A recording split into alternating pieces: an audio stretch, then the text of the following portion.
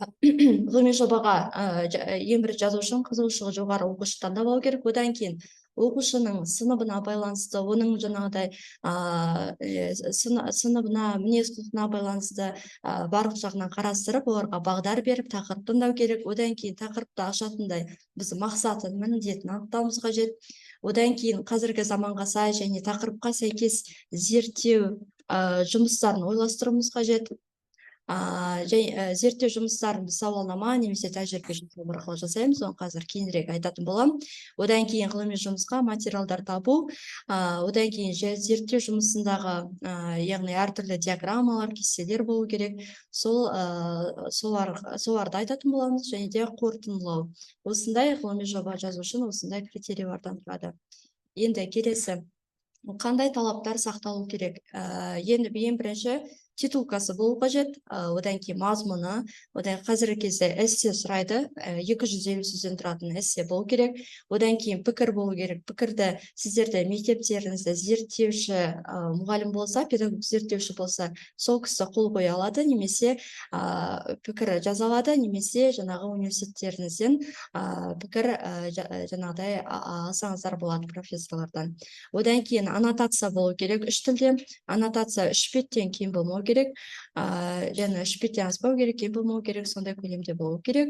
Одан кейін кіріспе бөлімі. Енді кіріспе бөлімінде сіздерде жаңағы мақсаты, міндеті, өзектілігі, қолданылатын жаңа әдіс тәсіл барлығы болады. Одан кейін теориялық бөлімі. Онда сіздер енді алған тақырыптарыңызға байланысты теориялық жаңағыдай материалдар саласыздар. Одан кейін зерттеу бөлімі, одан кейін қорытынды, одан кейін пайдаланған әдебиеттер тізімі. Пайдаланған әдебиеттер тізімі желательно жаңағыдай кейінгі жылдардағын алу қажет. Одан кейін қосымша, егер де сіздерде зерттеу бөлімінде жаңағыдай эксперимент жасасаңыздар, жаңағыдай фотолар болса, соларды салуға болады. Одан кейін жобаны күнделігі міндетті түрде болу керек, себебі жоба тек қана 1-2 айда жасалмайды, ол 1 жыл көлемінде қамту керек. Жоба күнделігі болады. Одан кейін ең біріншісі, ең маңыздысы ол бізде антиплагиат, яғни антиплагиаттан тексерілу қажет. Антиплагиаттың сіздерде QR кодымен болу керек. Енді жалпы алғанда, өзі ғылыми жобаны жазғанда, оны қорғауына байланысты және де презентациясына жаңада аса мән беру керек, әдемі рәсімделу керек. Енді өзекті жаңа айта кететін талаптар, ол өзектілігі болу керек, ғылыми жаңалығы болу керек, өздеріңіздің жаңада ашып жатқан ғылыми бір қызықты бір ақпарат болу керек. Одан кейін мақсаты, міндеттері, одан кейін нәтижесі болу керек, практикалық маңыздылығы болу керек. Одан кейін сіздер басында міндеттеріңізді жасаңыздар, сол міндетке қандай қорытынды жасадыңыздар, нәтижеге жеттіңіздер ме, соған байланысты жаңағыдай қорытындыны солай аяқтау керек. Енді бірінші бізде титулка, бірінші беті, ол сіздерде мен жерде өзімнің орысша жобамдыкін ала салдым. Енді титулкада желательно жаңағыдай минимализм болған жақсы, себебі қызыл көк болған әдемі болмайды. Барлық сөздер анық көріну керек. Жаңағыдай презентацияда көп жаңағыдай көбінесе суреттер болған жақсы, диаграммалар болған жақсы, көп сөздің қажеті жоқ. Енді бірінші титулкасы, яғни өздеріңіздің мына жерде направление деген жерде сіздер зерде мен дарында екеуінде екі түрлі болады. Оны өздеріңіз біліп алсаңыздар болады. Оқу заочно немесе жаңа инновация заочно қандай направление жататын. Енді одан кейін тақырып, одан кейін жаңада автормен жоба жетекшісі жазылады. Енді екінші бізде мазмұны болу керек. Мазмұны, онда бірінші аннотация болады, жаңа айттық, үш тілде болады деп. Қазір кейінірек тоқталамыз, ол үшін не жазатын. Одан кейін кіріспеден кейін бізде теориялық бөлім, одан кейін практикалық бөлім, одан кейін қорытынды, пайдаланылған әдебиеттер. Енді эссені жаңа айттық, 250 сөзден тұру керек, яғни осында айтылған жобадағы қысқаша ғана бір мазмұнын айту керек, жазу керек. Одан кейін пікір. Келесі, енді аннотацияда не жазылу керек? Аннотацияда бірінші біз мақсатын жазамыз. қандай объектті алып отырсыздар, қандай жаңағыдай болжам жасап жатсыздар, қандай процедуралар алып жатсыздар, соның барлығын жазу керек. Эксперименттің әдісі жазу керек, зерттеу жаңалығы міндетті түрде болу керек. Одан кейін зерттеудің жаңағы нәтижесі, ол жаңағыдай сіздер қорытындысында нәтижесінде бізде күнделікті өмірге пайдалана аламыз ба жоқ па деген сияқты барлығы аннотацияда, яғни осы ғылыми жобаның қысқа мазмұны болу керек. Енді теориялық бөлім, енді біз теориялық бөлімді біз қайдан аламыз? Біз жаңағыдай сіздер тақырыпты алғаннан кейін, мақсат міндетін бәрін аттағаннан кейін оқу ресурстарын қарап, қазіргі кезде енді интернеттен, жаңағы Google'дан әртүрлі дипломдық жұмыстар, курстық жұмыстар, соны алып, орысшадан мысалы қазақшаға аударып, солай жаңағыдай өздеріңізде теориялық бөлімді жаза аласыздар, иә. Бірақ та мысалы ретінде қазіргі кезде нейросеттер бар, иә, GPT деген сияқты, GPT 3, 4, бірақ та мен ондай совет кеңес бермеймін, оларды пайдалануға себебі ол нейросеттер біздің сезімімізді білмейді. Олар нақты біздің ойымызды жеткізе алмайды. Сондықтан да барлығын жаңағыдай ғылыми жұмыс болғандықтан, ғылыми түрде кітаптардан алған дұрыс. Енді антропология бізде өту үшін бізге жаңағыдай әртүрлі ағылшын тілінен, орыс тілінен аударып алған жақсы. Және де одан бөлек сіздерге міне жаңағыдай ақысыз ресурстар дайындап қойдым. Google Scholar, одан кейін Open Access, ResearchGate деген сияқты академия ету бар. Осылар, бірақ та бұлар кейде, егер де сіздер көп пайдаланатын болсаңыздар, кейде платный болуы да мүмкін, бірақ та жаңағыдай бір-екі рет пайдалануға болады. Бұл жерде сіздер өздеріңізге керекті жаңағыдай мақалаларды, кітаптарды, тезистарды жүктеп алып, соны қазақ тіліне аударып, сондай жаңағыдай жұмыстар теориялық бөлімді толықтыра аласыздар.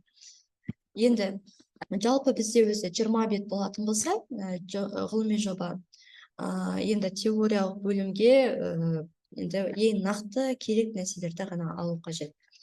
Енді одан кейін бізде келесі ол зерттеу бөлімі. Енді зерттеу бөліміне тоқталатын болсақ, ол әркімнің тақырыбына байланысты. Мысалы ретінде біреу сауалнама арқылы алғысы келеді, біреуі жаңағыдай анкета, біреуі жаңағыдай әртүрлі эксперименттер жүргізгісі келеді. Соған байланысты сіздер тақырыптарыңызға байланысты зерттеу бөлімін жүргізесіздер.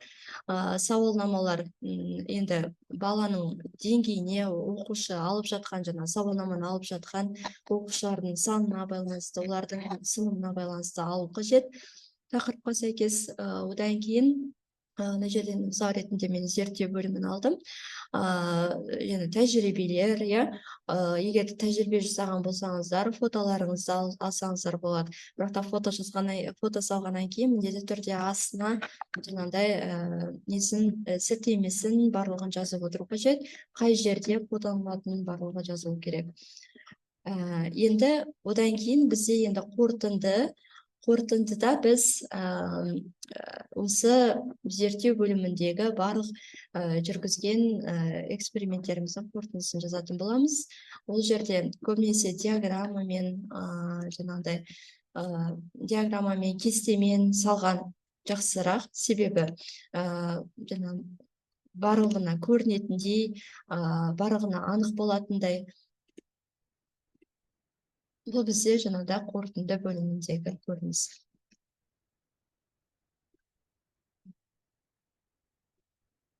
Енді бізде одан кейін пайдаланылған әдебиеттер, яғни сіздер алған сілтемелеріңізді, ссылкаларыңызды барлығын сонда салуларыңыз қажет. Және де егер де кітаптан алсаңыздар, онда кейінгі жылдардың кітаптарын алған жақсы. Енді одан кейін бізде қолданбалар, яғни диаграммалар, фотосуреттер, кестелер, олар болу қажет. Одан кейін жобаны рәсімдеуге ең маңызды қойылатын талап, ол жаңағыдай стильді ұстану. Және де мысалы биология пәні болса, биологиялық терминологияны көбірек қолдану. Жобаны мен рәсімдеуге байланысты тоқталған жоқпын. Енді мектепте жұмыс істейтін мұғалімдер өздері де білетін шығар деп ойлаймын. Одан кейін дерек көздерге сілтемелер мәліметтерді көрсетуге тәуелді.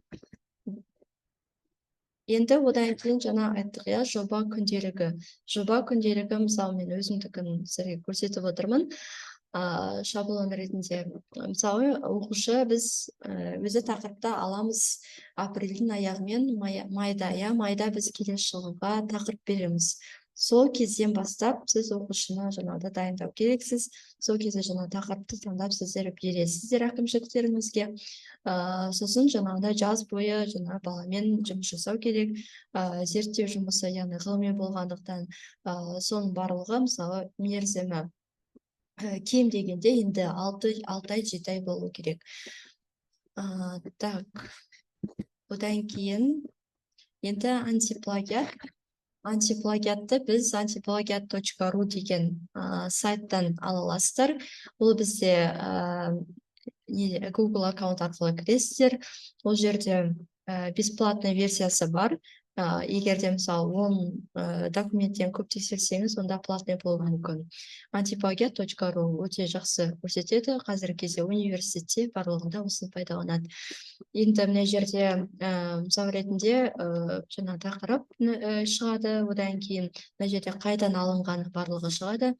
Енді бізде антиплагиат жақсы өту үшін жаңағыдай жоғары, егер де сіздерден 75-тен жаңа төмен болатын болса, ол жұмыстарыңыз қабылданбайды. Егер де сіздер сол жаңағы процентін көтерем десеңіздер, ондай жағдайда жаңағыдай қай жерінен жаңа көп нелер алынды, мына жерде список литература шығып тұрады. Қай жерден көп алынды, соларды азайтып, жаңағыдай орысшадан қазақшаға аударып, сондай материалдар қосу арқылы көтере аласыздар. Бұл бізде енді мына жерде міндетті түрде QR кодымен болу керек, себебі тексеріледі оның барлығы. Одан кейін антиплагиатта тағы да айта кететін жағдай, оны біз PDF форматта сақтап аламыз. Бұл PDF форматты қалай сақтаймыз? Антиплагиатта PDF форматта краткий отчет деген болады. Менде қазір көп пайдаланғандықтан менде платный болып тұр. Айта берейін, антиплагиатта краткий отчет деген болады. Сол жерден сіздер печать дегенді басып, PDF форматын скачать етіп аласыздар. Соны сіздер жаңағыдай жобамен қосып тапсырасыздар. Енді келесі, бұл бізде ғылыми жоба жазуда қолданылатын электронды оқулықтармен таныстыру. Жаңа айттық, презентация, яғни бала қалай қорғайды, оның презентациясы қандай, соған байланысты көп нәрсе. Презентацияда жаңағыдай минимализм дейміз, яғни қатты жаңағыдай көп сөздер қажет емес, көп суреттер қажет емес. Сондай бір-екі сурет, бір-екі сөзбен ғана жаңағыдай қорғаған жақсы. Енді тегін презентациялар, олар бізде Google презентация. Одан кейін Prezi бізде электронный, бұл бізде жаңағыдай скачать етілмейді, бірақ та өте әдемі. Осы Preziмен жасаған. Одан кейін SlideShare дейді, бұл да бізде скачать етіледі. Тоже тегін презентация жасайтын сайт. Одан кейін бізде Canva арқылы сіздер презентациялар әртүрлі жаңағыдай жаңа лэпбук, флипбук деген сияқты жасай аласыздар, өте жақсы сайт. Одан кейін бізде Gamma деген кейінгі кезде қолданылып жатқан нейросеттардың бірі. Бұл нейросет не істейді? Мысалы ретінде осы Gamma-ны алатын болсам, Gamma-да сіздерде егерде дәл осы Gamma презентация деп Google-ға жазасыздар, сол жерде жаңағыдай астында өзі тақырыбын жазасыздар. Тақырыптан кейін сіздерге жаңағыдай жоспар примерно құрып береді, бірақ та сіз оны өзгерте аласыз. Сол жоспарды өзгертіп, өзіңіздің қалауыңыз бойынша 3 тілде жаңағыдай презентация жасай аласыз. Жаңағыдай өзіңіз жазып бересіз жоспарды, одан кейін олар сізге жаңағыдай нейросет, осы Gamma өзі презентация жасап береді автоматически. Егер де мысалы уақыт тығыз болған жағдайда, сондай уақытта өте жақсы жаңағыдай сайттың бір түрі Gamma деп аталады. Келесі енді бізде көрнекіліктер. егер де сіздерде ғылыми жұмыстарыңыз экспериментпен жасалмаған болса, бір андай әдемі көрнекілікпен барған өте жақсы, иә. Мысал ретінде осы көрнекіліктерді жасайтын сайттар, және мен айтқан Canva, Videolip, одан кейін CoverShim, Cover Design деген сияқты осындай көрнекіліктер бар. Осы көрнекіліктерді әртүрлі флипбук жасауға болады. Флипбук дегеніміз ол кітап секілді ашылады автоматически. Егер де мысал ретінде егер презентацияңыз сондай бір әдемі болсын десеңіз, презентация немесе Word түрінде де соны жаңағыдай мысалы мынау ColorShimға салып, содан кейін сіздер кітап сияқты жасауға болады. Өте әдемі көрнекілік болып табылады, немесе лэпбуктар жасауға болады қазіргі кезде. Осы Canva мен көбірек возможность көп бесплатный версиясы бар.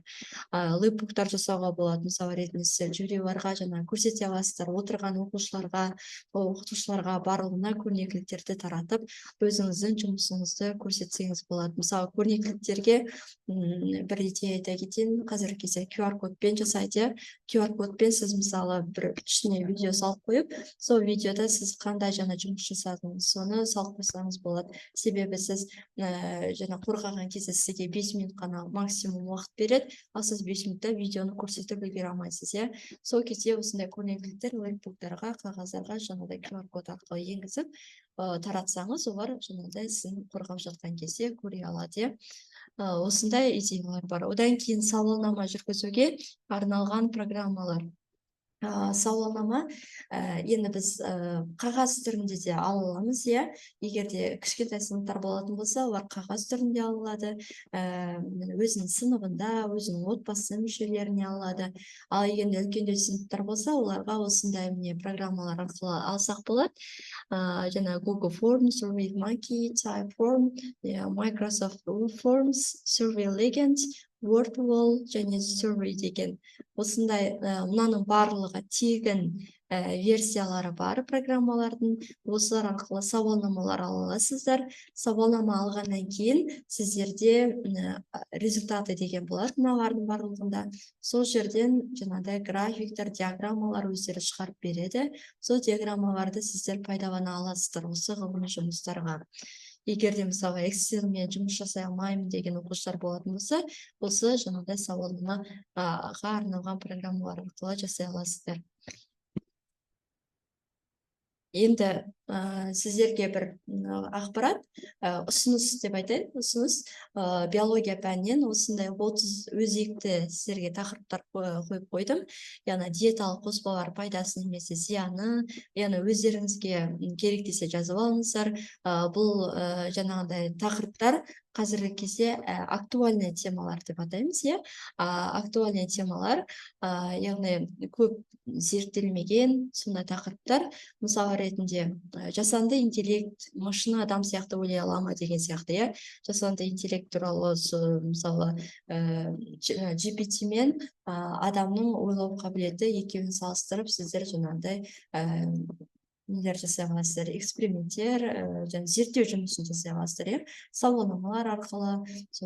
Одан кейін генетикалық түрлендірілген өсімдіктер, оң және теріс жақтары деген тоже бізде ғылыми жұмыстар аздау осы тақырыпта, иә. Жануарларды клондау этикалық аспектілері деген тақырып. Тың жасушаларын медицинада қолдану мысалы ретінде осы тақырыпта мен мүлде кездестірген жоқпын. Тоже жаңағыдай қызықты тақырыптың бірі. Енді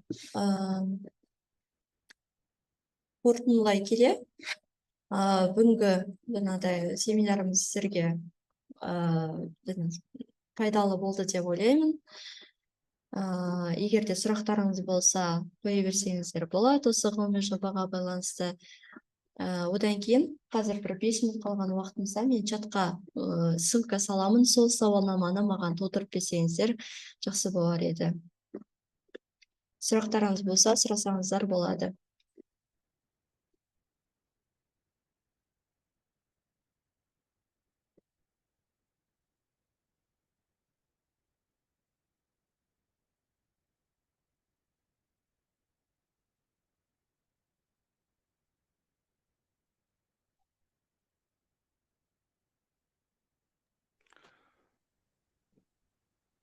мынау мен сұрақ сұрайын дегенім, мынау жаңағы презентациялар бар ғой, сіз неге жібере аласыз ба? Сосын жаңағы жазу нелері, ережесі бәрі болды ғой, сол презентацияны қалай сізден алуға болады? Қазір мен чатқа салайын мына жерде. Сол чаттан ала аласыздар. Жақсы жақсы, өте жаңағындай нақты, қысқа және де нұсқа, өте жақсы бір не болды семинар. Рахмет. иә Жерге. осы біраз оқыдық қой, ылғи да қарағанда көбінесе сөздер көп болатын. Қазір міне қарап отырсам, жаңағы өте сондай толық бір үлкен бір ақпарат алғандай болып отырмын. Рахмет сізге. Рахмет.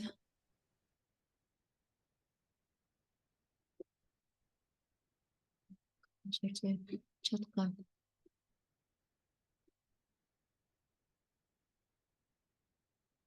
Сіздерге ссылка көрініп тұр ма? Сіздерге чаттарыңызға барды ма? Сол чатты толтырып жесеңіздер, қазір мен сіздерге осында уақытымыз азайып барады, тезірек толтырып берсеңіздер, мен сіздерге қазір презентацияны да саламын осы жерге.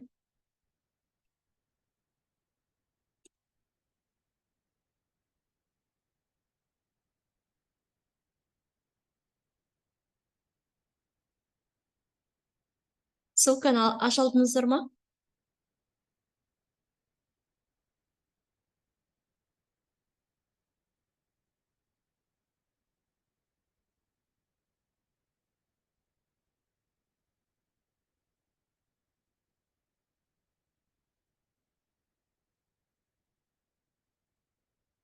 Мен сіздерге презентацияны жібердім. Осы жерден көшіріп алсаңыздар болады. Қазір менен кетіп жатыр.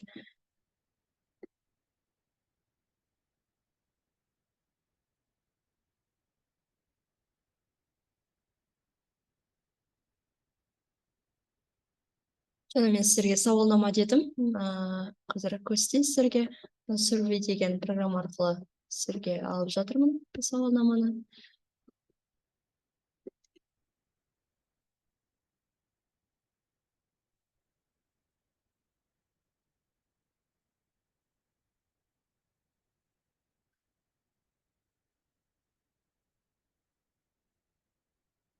Мына программаны алатын болсақ, мына жерде сіздерге проценттері барлығы шығып тұрады. Сауалнама алуға өте жақсы.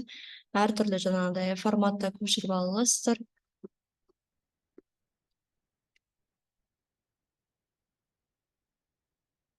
Біздің уақытымыз аз қалды.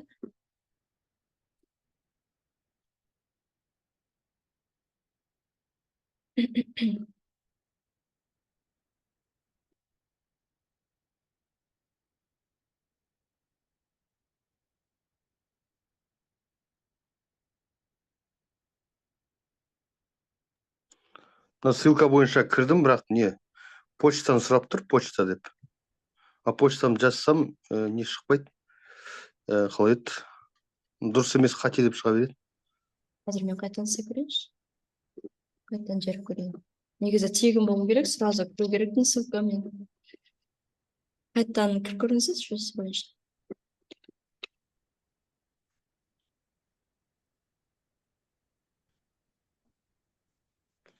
Енді кірді, иә.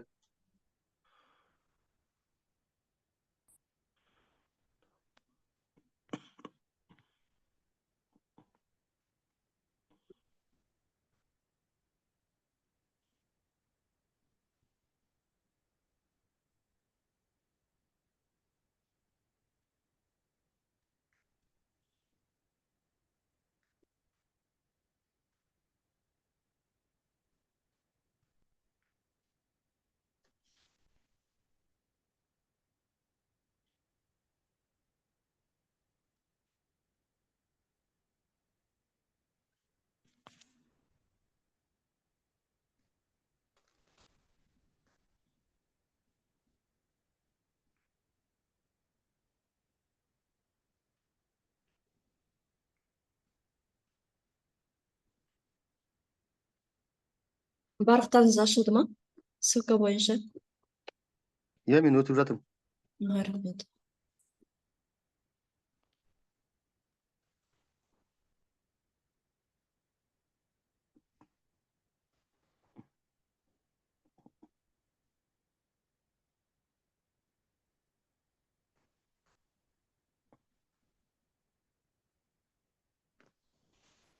өттім. Қалған мұғалімдер? Сіздерге ашылды ма?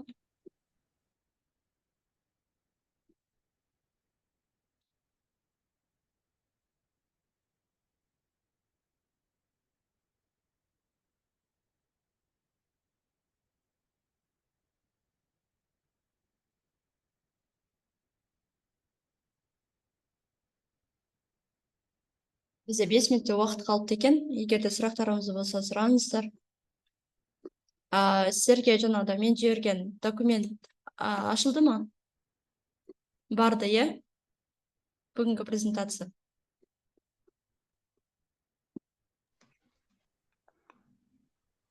Иә, келді, мен жүктеп алдым. Жақсы, онда біздің уақытымыз азайып барады. Тыңдағандарыңызға, назарларыңызға рахмет.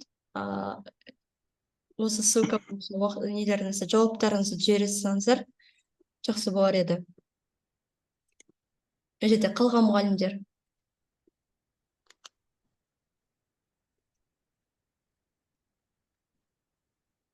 Мен ссылка бәрін өттім, шыға берсем болады, иә? Иә, шыға беріңіз, рахмет. Жақсы, сау болыңыз. Сау болыңыз.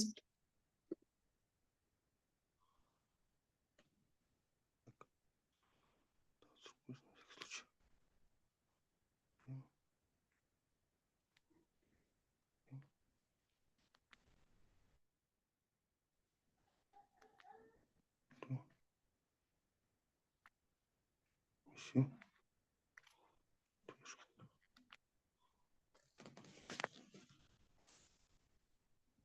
Сонда бүгінгі осымен семинарымызды аяқтаймыз. Барлықтарыңызға көп рахмет. Сау болыңыздар. Сіздерге де рахмет, сау болыңыздар. Сау Рахмет, сау болыңыздар.